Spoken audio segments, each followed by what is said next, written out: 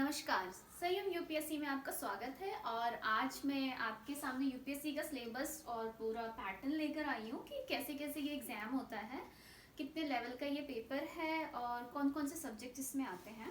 तो हम पूरा पैटर्न पहले समझते हैं कि पेपर किस तरीके से होता है। तो जो पहला लेवल है आप लोगों का वो है प्री। प्री में आपके दो पेपर होते हैं, एक होता है जीएस और एक होता है सीसैट। तो जो जीएस है वो है आपका 200 मार्क्स का और सीसेट भी 200 मार्क्स का ही होता है, पर सीसेट जो है वो सिर्फ क्वालिफाइंग है, मतलब हमें इसमें सिर्फ 33% मार्क्स चाहिए होते हैं। दैट इज 200 का 33% आपका 66 मार्क्स होगा। जो मेरिट बनती है वो पूरे जीएस के पेपर पे बनती है, प्री के 200 पे। इसके लिए आप वेबसाइट्स पे, इसकी यूपीएससी की वेबसाइट पे जाके इसका कट ऑफ भी चेक कर सकते हैं कि कितना कट ऑफ जाता है। वैसे मैं एक दिन वीडियो बना के बता दूंगी कि किसकी किसकी कितनी कितनी कट ऑफ जाती है, ठीक है। जब हम प्री क्लियर कर लेते हैं उसके बाद हमें मेंस का पेपर देना होता है।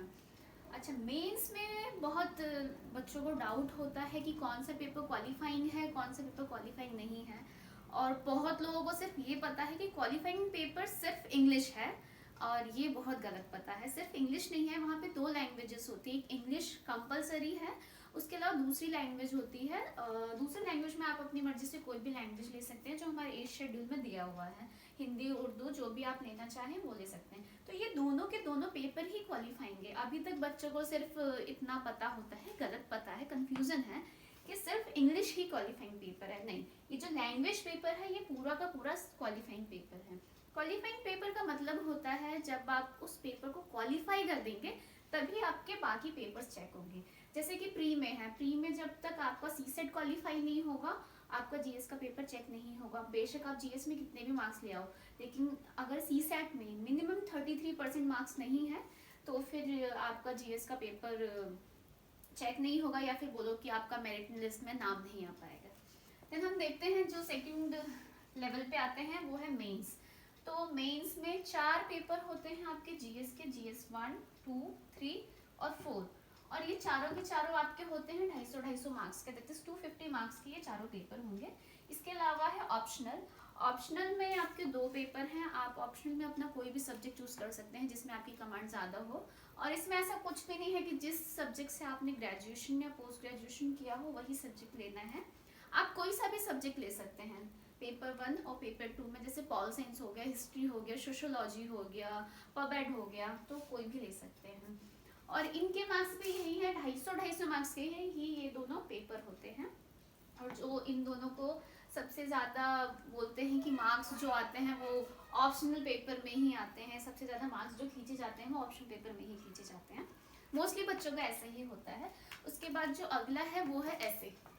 ऐसे भी है, और ऐसे आपका होता है 250 मार्क्स का। ये भी, इसको तो बच्चे कुछ मानते ही नहीं है कि इसको हम आराम से तैयारी कर लेंगे, पर जब पेपर में बैठता है बच्चा तब उसे पता चलता है कि उसको ऐसे पे भी बहुत ज़्यादा ध्यान देना चाहिए था।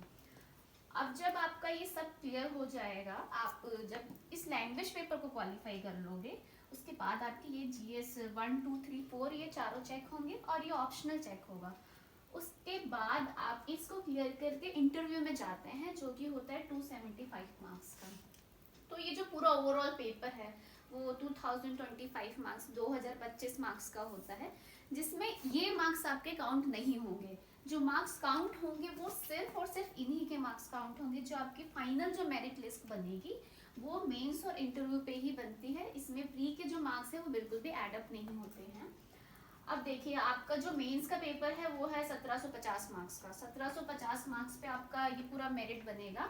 मेरिट बनने के बाद उसके बाद आप इंटरव्यू में जाएंगे जो कि 275 मार्क्स का होगा, और ये टोटल मिला के हो गया 2025 मार्क्स का। आई होप कि आपको ये जो है लैंग्वेज पेपर का क्लियर हो गया होगा। बहुत सारे बच्चों को बहुत डाउट रहता है।